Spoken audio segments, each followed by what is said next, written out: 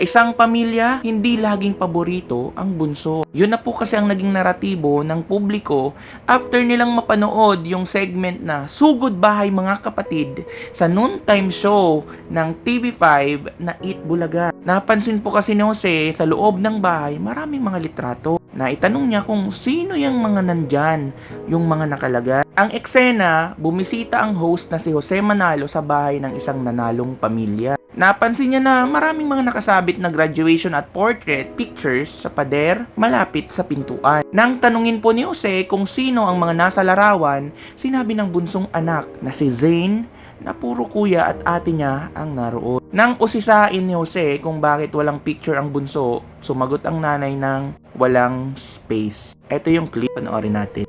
Third year. Kamusta pag-aaral? Okay naman po so far. Sino yan mga nandyan sa mga list na nakalagay ng mga medalya dyan? Si ate lahat yun nasa taas. Tapos si kuya lahat to. Parang wala ka pa. Ba't wala ka? Di pa kuya. Hindi nga po, ang punto ko eh. Taman talaga. Kasi kahit ilang litrato, wala kami nakikita sa'yo. Parang nakakasama naman ang loob. Kung ano lang ha, para sa amin lang. Kasi pag ang litrato, pag inilalagay sa ganyan, pagbukas ng pintuan, litrato agad ng mga anak, ibig sabihin, pinagmamalaki nila yan. Parang ayaw pa kayo pagmalaki na po. Yun ang malalaman natin. Bakit po wala siyang picture dyan? Walang space, anak na. Walang space. Bata ako, hindi naman ako ganun kasalbahe. Pero may picture ako. Pero may mga picture ka naman ng mga Ang bata. taas, hindi na makikita ng bisita yan. Amo, tinatakpan pa. Nakaka-open talaga yung gano'n. Tatakpan ka sa pamilya. Nilagyan ka nga ng litrato, tinatakpan ka pa. Nung high school ka, may nakuha kang medal. Pero nasa nakasabit pa dyan? Hindi pa siyempre. Hindi pa nga siya paborito. Di ba naman gano'n? Tatlo na pero walang litrato. Walang space. Alam ko, pag bunso, paborito lang. Oo, dapat. Bakit kasi yung sagot ng nanay dito walang space? Siguro kinabahan lang din yung nanay dito guys. Pero kung papanoorin nyo naman po yung buong video at hindi lang po yung clip na napanood to, na highlight ko naman na meron namang picture talaga yung bata. Kaso nga lang natatakpan. Higit naman na obvious na mas marami talaga yung mga pictures ng mga kapatid niya. Pero dito guys, pinuri naman masyado ng nanay yung bunso niyang anak. Sobrang bait daw, wala namang masamang ugaling pinapakita. At possible, siya pa yung pinaka mag-aalaga sa kanya, sa nanay, kung sakaling magkasakit naman siya. Actually, medyo emotional na nga yung part na yun. Kaya nga, I advise you guys to watch the full video. Kayo nang mano. Again, mahirap husgahan kung hindi ka naman talaga parte ng pamilya at magbabase ka lang sa narrative ng iba kung hindi mo naman talaga napanood ang buong kwento nila. At meron din pong mensahe itong bunsong anak ni Nana about sa mga bashers. Nagkaroon kasi po ng bashers si Nana. Basahin po muna natin yung mga comments ng mga tao na nakapanood siguro nung maikling clip lang at hindi po napanood ang buong video o buong segment. Eto yung comment guys, sabi dito, paborito ka na ngayon, may pera ka na eh.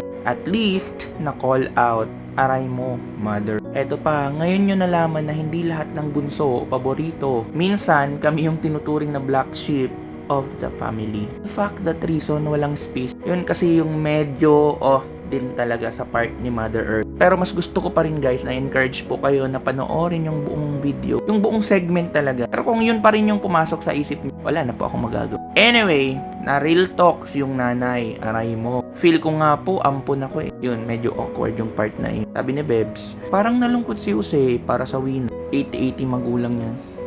Si Mother, ano kaya masasabi dito? Siyempre nag-viral siya eh. Hindi pa, syempre, hindi pa nga siya paborito. Dito talaga halata na naiinis na siya eh. Naging way ang TVJ para maiparating sa parents niya that they're being unfair. May mga anggulo din talaga. Pero sa video, alam nyo ba, kung napanood nyo yung video, panoorin nyo na lang kasi. May part doon na sabi ni Jose, tinitest ka ng parents mo na you have to make them even prouder para mailagay na yung pictures mo, parang mga eto pa. Sa negative side, parang hindi talaga siya importante. Pero kung we think it positively, parang hamon yan para magsumikap siya. Tigil-tigilan nyo nga kami sa toxic positivity. Parehas po sila may point dito. Ang good thing dito guys, may mga magulang na makakapanood nun at maa-assess nila yung sarili nila kung paano ba nila i-treat.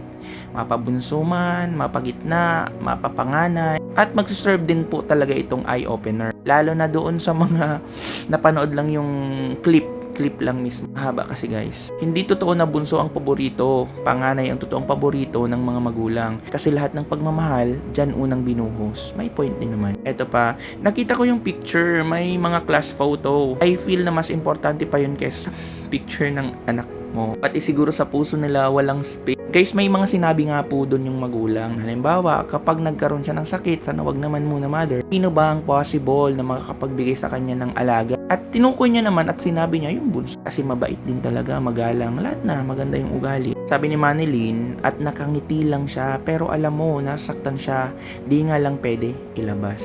Siyempre, family. At ito na po yung message ng kanyang anak. Hi everyone, I'm the one in this video. I just want to ask everyone not to judge my mom based on a few seconds from an interview. The comments I made were just jokes and we were all laughing during that moment.